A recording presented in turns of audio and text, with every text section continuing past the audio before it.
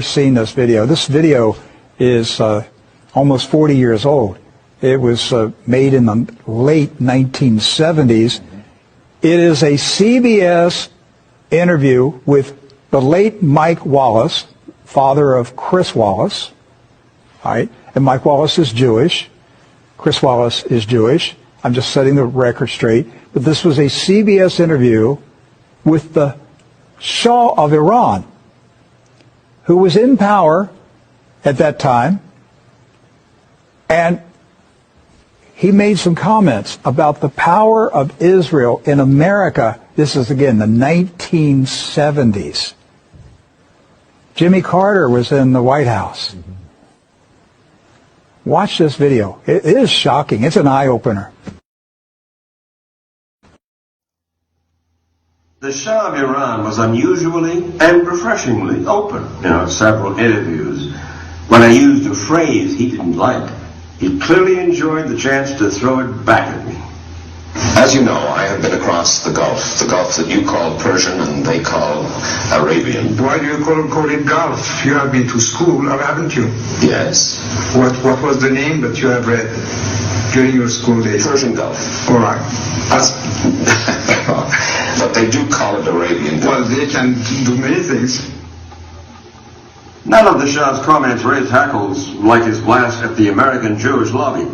Its influence, he claimed, went all the way to the top. Surely, Your Majesty, you're not telling me that the Jewish lobby in the United States pulls the strings of the presidency? Not entirely, but I think even a little too much, even for Israel interests. You think the Jewish lobby in the United States is too powerful for the interests of Israel? I think so. Sometimes they are disturbing the interests of Israel because they're pushing around too many people. Well, why would the President of the United States pay attention to that lobby? They are strong. Strong in what sense? They are controlling many things. Controlling what? Newspapers, medias, Your Majesty. banks, finances, and I'm going to stop there. Well, now wait just a second. You really do believe that the Jewish community in the United States is that powerful? They make the media reflect their view of foreign policy? Mm-hmm. Yes. They do not report, we do not report honestly? Don't mix things, please. I don't say the media. I say in the media they have people. Not the entire media. Some newspapers will only reflect their views, yes. No. The New York Times, for instance, is owned by the Salzburger family, who are Jewish. Are you suggesting that the New York Times is biased in its treatment of the question of Zionism, Israel's existence, the United States' relationship with the Arab world?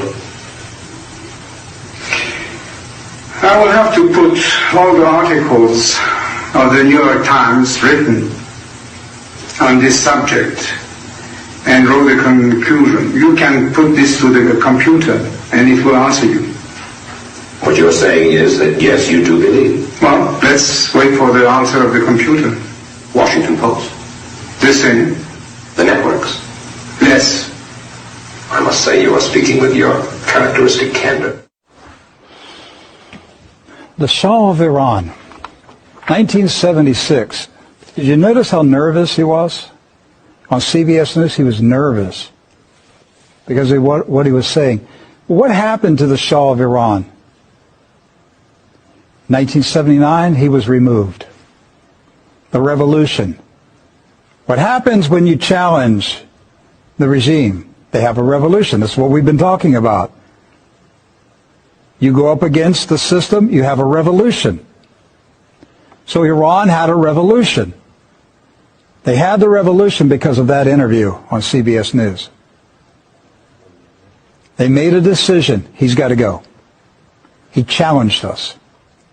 He dared to out us. I'm going to tell you what's going on right now. Now, I'm directing this to YouTube because my staff just notified me while that video was playing that YouTube is suppressing our feed right now.